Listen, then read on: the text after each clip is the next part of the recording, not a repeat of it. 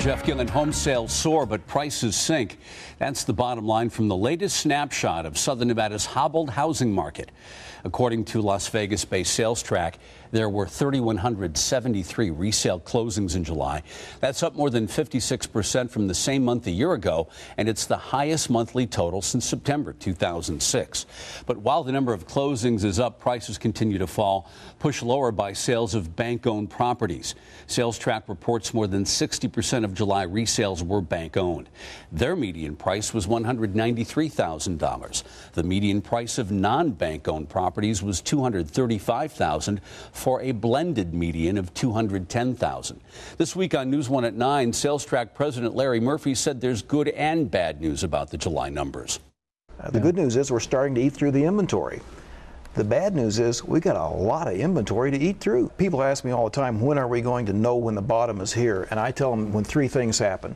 When inventory stops increasing and stabilizes, and that has happened in both the new market and the resale market.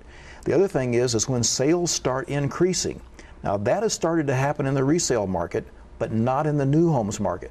The third criteria is when prices stop falling. And Jeff, that hasn't happened in either new homes or resale homes. And for that reason, the bottom is in front of us. And I personally think that the bottom is somewhere in front of us by the end of this year. By the way, new home sales continue to struggle. Sales Track reports only 731 closings. That's down more than 57% from last year. The median price of a new home also slipped more than 20% to just over $262,000.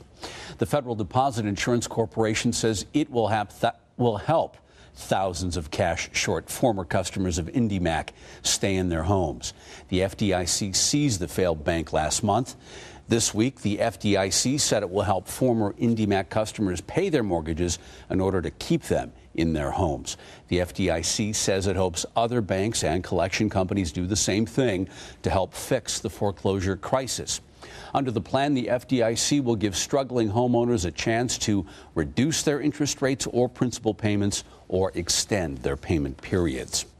Real estate agents around the valley hope the just-passed federal housing bill boosts the local housing market.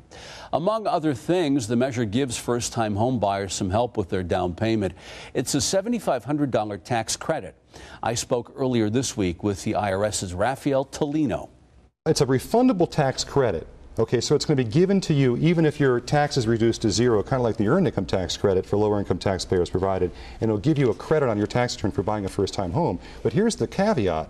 It really has to be paid back. Right. And it needs to be paid back after the second year of home purchase, ratably is the word they use, so equal amounts over 15 years. So $500 a year over 15 years, beginning 2 years after the home is purchased. So you buy the home in 2008, tax return 2010 comes along, you start making those payments to pay it back. Interest-free and essentially risk-free, because if the home value goes down, then you won't have to pay it back, essentially, because the government's kind of taking on that risk for you as a taxpayer. But if your home increases, you sell the home, you're going to have to pay it all back in that 1 year. You live in the home a long time, then those payments are due ratably, so to speak, over the course of 15 years.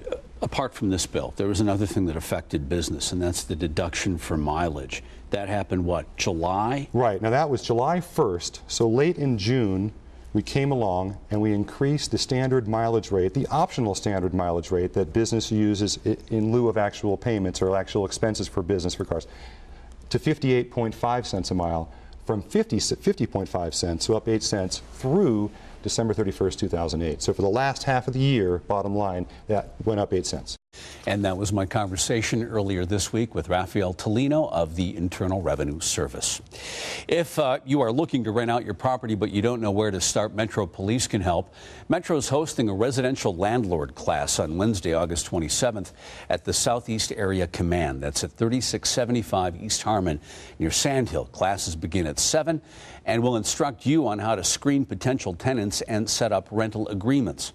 The class is free, but Metro asks that you make a reservation. To do that, call 828-3206.